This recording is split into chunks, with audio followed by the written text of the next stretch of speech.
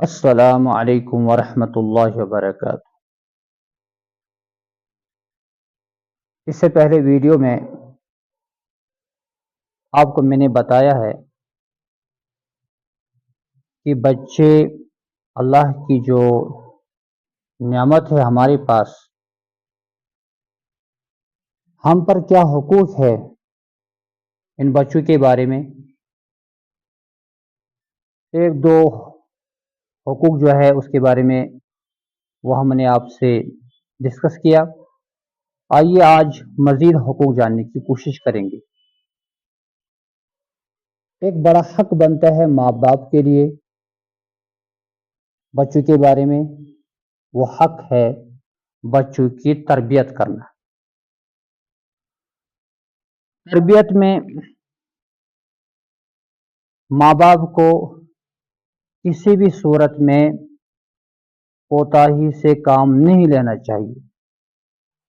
یہ قرآن کا بھی خطاب ہے سورہ تحریم کے اندر، اعوذ باللہ من الشیطان الرجیم، بسم اللہ الرحمن الرحیم، یا ایہا الذین آمنوا قوا انفسکم واہلیکم نارا، اے ایمان والو اپنے آپ کو اور اپنے عیال کو، اہل کو آگ سے بچاؤ۔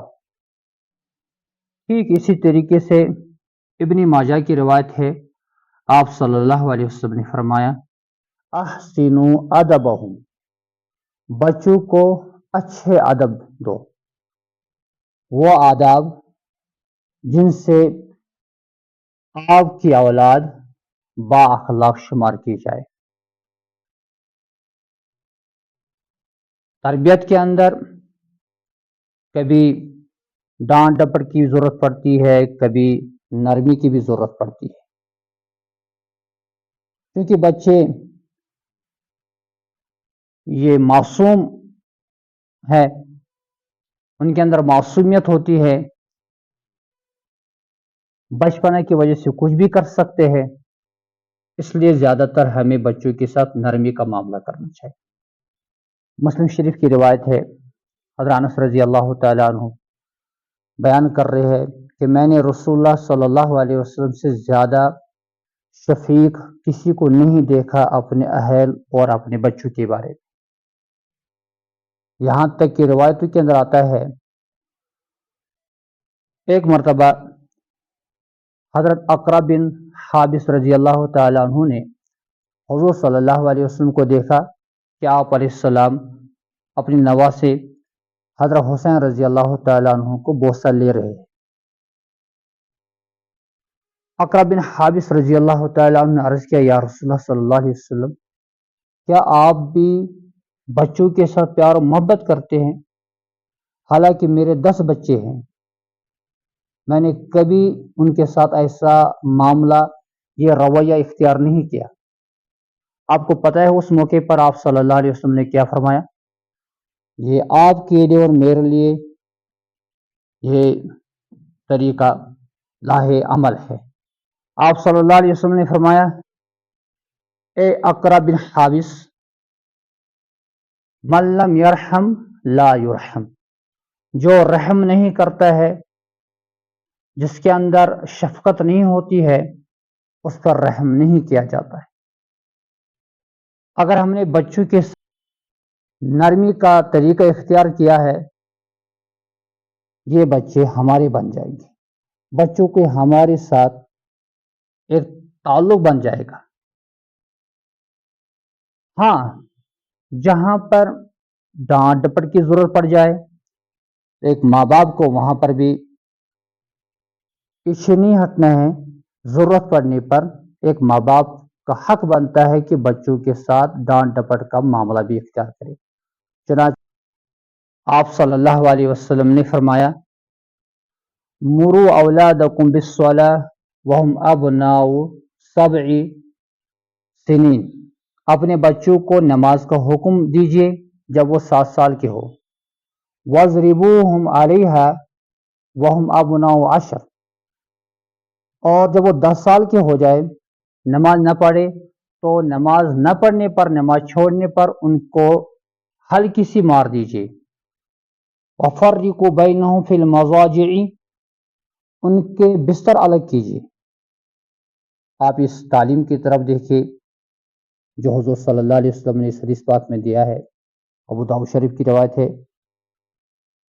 इसमें आप सल्लल्लाहु अलैहि वसल्लम ने हुक्म दिया है कि जब बच्चा कम सिन होता है, उसका जहन भी ताज़ा होता है, आप उसको सही रास्ते पर ला सकते हो। आप उसे वो बातें सिखा सकते हो जो आगे जाकर वो नहीं सीख सकता है, जिसके लिए आगे उसको सीखना बड़ा मुश्किल हो जाएगा। इस्लाम के अंदर नमाज सबसे ज़्यादा अहम इबादत है। आप सल्लल्लाहु अलैहि वसल्लम ने फरमाया कि यही बच्चे जब 6 साल के हो जाए तो उन्हें नमाज का हुक्म दीजिए। 10 साल ये भी कम सिनी की उम्र होती है, इसको भी हम बुलूगत का दौर नहीं कह सकते हैं, लेकिन आप सल्लल्लाहु अलैहि वसल्लम ने फरमाया कि अभी से आप शुरू कीजिए, हल्की सी मार उसको दीजिए जिससे उसको तकलीफ ना पहुंचे और उसके अंदर एक तब्दीली भी आती है सेहत के एतबार से, उसका एक मिजाज भी बदल जाता है, जिसकी बिना पर वो ऐसी हरकतें कर सकता है कि जो एक इंसान के लिए शाय निशान नहीं है। आप सल्लल्लाहु अलैहि वसल्लम ने उसके लिए भी तालीम दी है कि जब रात को सो जाए आपका 10 साल का बच्चा, चाहे वो लड़का हो लड़की हो, वो दो भाई बहन एक साथ सो रहे हैं या दो भाई एक साथ सो रहे हैं एक बिस्तर में, आप सल्लल्लाहु अलैहि वसल्लम ने हुक्म दिया इनका बिस्तर अलग कीजिए, ताकि आज ही से आप इनको हर एतबार से इस्लामी तरबियत देंगे। इसमें हम कहीं कमजोरी नहीं दिखाएंगे। अगर कहीं कमजोरी रह गई बशरी तकाजे के मुताबिक, याद रखिए बुखारी शरीफ और मुस्लिम शरीफ की रिवायत है, आप अलैहिस्सलाम ने फरमाया कुल्लुकुम राइन व कुल्लुकुम मसऊलुन अन रइयतिही, आप में से हर एक जिम्मेदार है और हर एक की जिम्मेदारी के मुतालिक पूछा जाएगा। कभी भी आप हल्का मत समझ लीजिए कि अल्लाह ने मुझे औलाद दी है, आगे जाकर ये खुद बन जाएंगे, इनकी तरबियत हो जाएगी। ये तरबियत करना ये आपकी जिम्मेदारी है। बच्चों को सही रास्ते पर लाना आपकी और मेरी जिम्मेदारी है। तो लिहाजा जहाँ ज़रूरत पड़ जाए शफकत की, वहाँ शफकत का मामला किया जाए। चनाचे हम बच्चों के साथ शफकत का मामला ही करते हैं अल्हम्दुलिल्लाह, लेकिन ये शफकत इतनी ज़्यादा आगे हद से ज़्यादा नहीं बढ़नी चाहिए कि बच्चा हमें वो चीज़ें मुतालबा करे, उन चीज़ों की डिमांड करे जो चीज़ें शायद हम आगे उस बच्चे को नहीं दे सकते। जो बच्चों की शरारतें फिर आगे इतनी ज़्यादा हो सकती है कि शायद फिर हम उसको कंट्रोल नहीं कर सकते। बच्चे को आगे जब उसकी जवानी आ जाएगी तब उसको अपने कंट्रोल में रखने के लिए ज़रूरी है कि बचपन में ही उसके साथ वो मामला किया जाए जिसके बारे में आप सल्लल्लाहु अलैहि वसल्लम ने हमें तालीम दी। खुसूसन आज के दौर में जहाँ बच्चे हमसे वो चीज़ें मांग सकते हैं जो चीज़ें अगर हम बच्चों को प्रोवाइड किया, बच्चों को दिया है, शायद बच्चों का फ्यूचर सही नहीं होगा।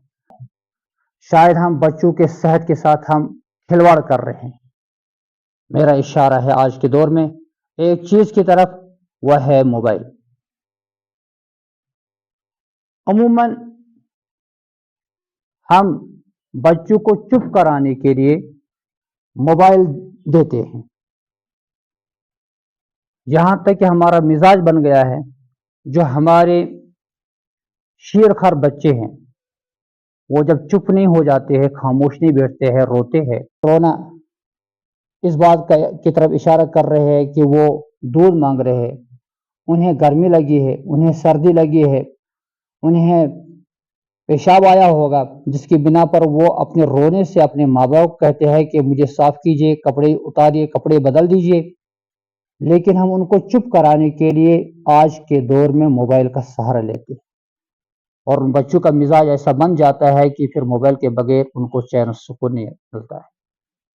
ये हमारे बच्चे जो हमारे फिर 3 साल से आगे बढ़ जाते हैं, जब इनको कुव्वत गोयाई आती है, बोलने की सलाहियत बन जाती है, ये अपने माँ बाप को देखते हैं मोबाइल चलाते हैं तो ये भी मोबाइल के बगैर नहीं बैठ जाते। आपको मालूम है اس کی وجہ سے بچوں کو کیا نقصان ہے؟ بڑی پرابلم جو ہے، جو بڑا نقصان بچوں کو ہے، وہ نقصان ہے بچوں کی جو آنکھیں ہیں ان کے اندر دیکھنے کی جو صلاحیت ہے وہ صلاحیت کم ہو جاتی ہے، پھر وہ کم دیکھ پاتے ہیں۔ چنانچہ ڈاکٹر حضرات پھر مشورہ دیتے ہیں ان کو چشمہ لگائے آنکھوں پر، اور بچے ذہن کے اعتبار سے بھی کمزور ہو جاتے ہیں، صحت کے اعتبار سے بھی کمزور ہو جاتے ہیں۔ انشاءاللہ میں ایک الگ سے ویڈیو بناؤں گا موبائل کے بارے میں، موبائل کے فوائد اور موبائل کی تباہ کاریاں۔ آج مجھے آپ کو تھوڑا سا اشارہ کرنا ہے کہ خدا را زیادہ بچوں کو موبائل مت دیجیے، وہ مانگے گی آپ سے، کیونکہ موبائل کے اندر وہ چیزیں ہیں جس سے آپ کا بچہ آپ سے الگ بیٹھے گا، آپ کو پریشان نہیں کرے گا، آپ خوش ہو جاؤ گے کہ چلو خوشی کی بات ہے کہ بچے نے موبائل لیا، اب میں چین سے بیٹھ رہا ہوں، لیکن آپ کو نہیں پتا ہے کہ آپ نے جو اس کے ہاتھ میں دیا وہ کیا دیا۔ اس لیے میری معتبرہ گزارش ہے بچوں سے موبائل اوائڈ کیجیے، ضرورت پڑنے پر۔ آج کے دور میں چونکہ موبائل ایک ایسی چیز بن گئی ہے کہ جو کبھی کبھی بچوں کے لیے ضرورت بھی پڑ جاتی ہے، ان کو دینے کی ضرورت بھی پڑتی ہے، اس وقت ہم موبائل جب بچے کے ہاتھ میں دیں گے اپنی نگرانی میں دیں گے، ہم پورا دھیان رکھیں گے یہ ہمارا بچہ جو موبائل اس وقت چلا رہا ہے اس پہ کیا دیکھ رہا ہے۔ سکول کے ریگارڈنگ اگر کوئی کام ہے، بچوں کو کھولیے ہوا ایپ، بچے سے بولے کہ کام کیجیے، لیکن دائیں بائیں جتنے بھی فیلڈ ہے اس موبائل کے اندر، جتنے بھی سورسز اس کے اندر غلط راستے پہ جانے کے لیے، غلط سائڈ جانے کے لیے، وہاں سے اپنے بچوں کو بچانے کی کوشش کرے گی۔